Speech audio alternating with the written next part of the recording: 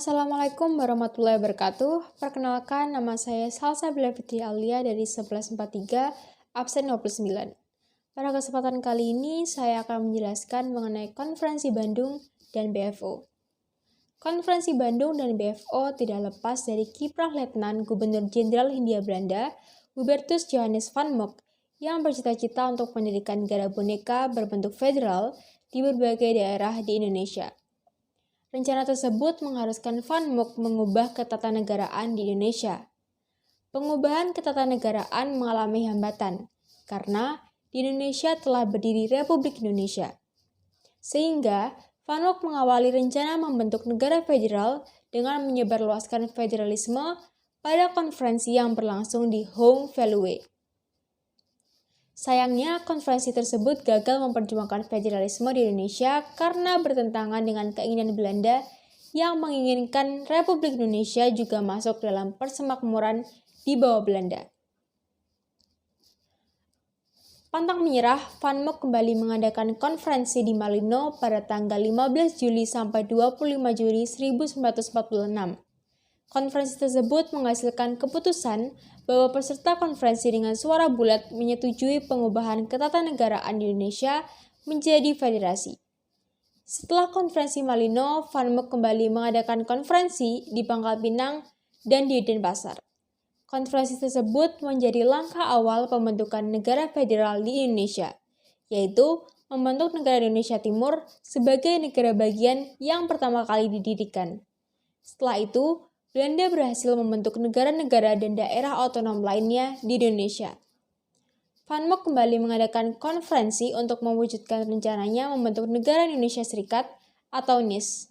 Konferensi ini diadakan pada tanggal 27 Mei tahun 1948 bertempat di Bandung, Gedung Parlemen Negara Pasundan. Konferensi tersebut dihadiri oleh wakil dari negara dan daerah otonom di Indonesia, yaitu negara Indonesia Timur, Sumatera Timur, Sumatera Selatan, Jawa Tengah, Pasundan, Jawa Timur, Borneo Barat, Banjar, Bangka, dan Riau.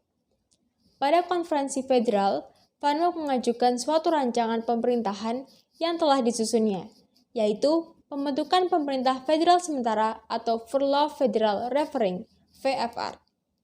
VFR rancangan Van Mock merupakan lembaga pemerintahan yang telah ada di Indonesia dan hanya diganti namanya untuk mendapatkan kembali simpati dari bangsa Indonesia.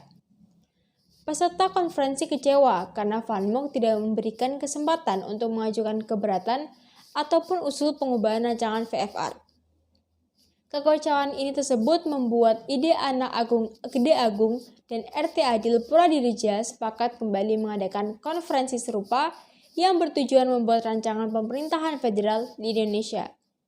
Konferensi tersebut diadakan di Bandung tanggal 7 Juli 1948 dan diberi nama Konferensi Satuan-Satuan Kenegaraan atau Konferensi Kenegaraan Staatkundigheidsheden Conferentie yang akhirnya lebih dikenal sebagai Majelis Permusyawaratan Federal Bijeenkomst voor Federale Overleg BFO. Komite ini nantinya akan bertanggung jawab untuk mendirikan pemerintahan sementara pada tahun 1948 sebagaimana dirumuskan dalam persetujuan meja bundar.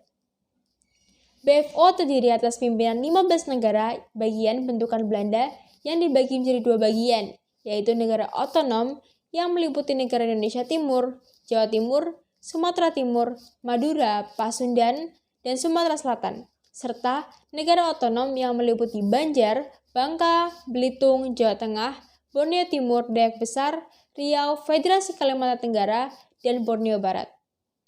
Sejak awal pembentukan BFO, terdapat tokoh-tokoh yang dominan dalam setiap rapat.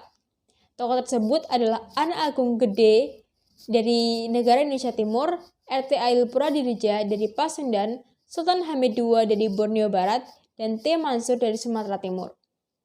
Masing-masing tokoh memanfaatkan setiap kesempatan dalam BFO untuk mempengaruhi anggota lain agar mendukung usaha dan pemikirannya. Anak Agung dan Adil Puradiredja berusaha agar BFO mendekati Republik Indonesia, sedangkan Sultan Hamid II dan T. Mansur berusaha agar BFO tetap mengikuti rencana Belanda. Sekian yang dapat saya sampaikan, kurang lebihnya mohon maaf. Wassalamualaikum warahmatullahi wabarakatuh.